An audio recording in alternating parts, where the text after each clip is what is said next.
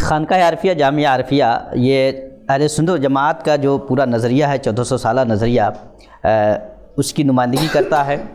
جامعہ ازہر مصر ہے اور دوسری دنیا بھر میں بڑے بڑے ادارے ہیں، بڑی بڑی خانقاہیں ہیں جو اہل سنت و جماعت کے نمائندگی کر رہا ہے۔ اس معاملے میں بھی یہ بات سننے کو ملی ہے کہ خانقاہ عارفیہ اس موقف پہ ہے کہ ابھی جو موجودہ سعودی گورنمنٹ ہے وہاں اگر کوئی جائے تو ان کی اقتداء میں نماز پڑھے۔ اس کو لے کر کے بھی خانقاہ پہ طرح طرح کی باتیں کی جاتی ہیں۔ تو خانقاہ عارفیہ کے حوالے سے جو خانقاہ کا موقف ہے اور پھر اس حوالے سے جو لوگوں نے ایک ماحول بنا رکھا ہے ہندوستان میں، اس حوالے سے کچھ روشنی ڈالے۔ دیکھیے، اس سلسلے میں آپ کو بہت سخت فیصلہ لینا ہوگا۔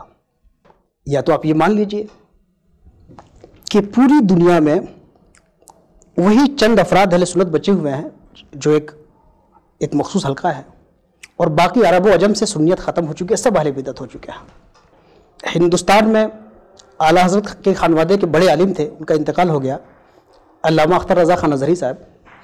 ان کی تمام نسبتوں میں جو سب سے نمایاں جس نسبت کو کیا گیا وہ اظہری کہا گیا، اظہری میاں ان کا لقب ہوا۔ تو جامعۃ الازہر سے پڑھنا ان کے لیے قابل افتخار ہوا، قابل فخر ہوا، ان کو اظہری کہا جا رہا ہے۔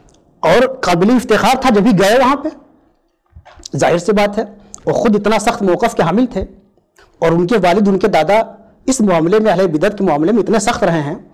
اگر وہ اظہر کو اہل بدعت سمجھتے تو وہاں پہ کیوں جاتے؟ کہیں نہ کہیں انہوں نے اہل سنت سمجھا۔ آج ہندوستان کے اہل سنت کے مدارس میں جو ایک ہوڑ لگی ہوئی ہے اظہر جانے کی، آپ کی نظر میں اگر وہ اہل بدعت ہیں تو آپ وہاں پہ کیوں جا رہے ہیں؟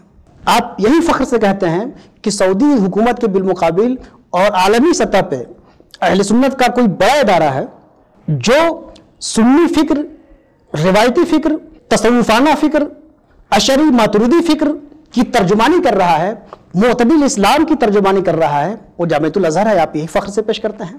اور جامعۃ الازہر کے علماء اور دیگر علماء اہل سنت عالم عرب کے، ان کا موقف یہی ہے کہ ہمارے ہزار اختلافات ہیں وہابی علماء سے اور وہابی لوگوں سے، لیکن جب ہم حج میں جائیں گے تو ان کے پیچھے نماز پڑھیں گے، اور نماز پڑھتے ہیں۔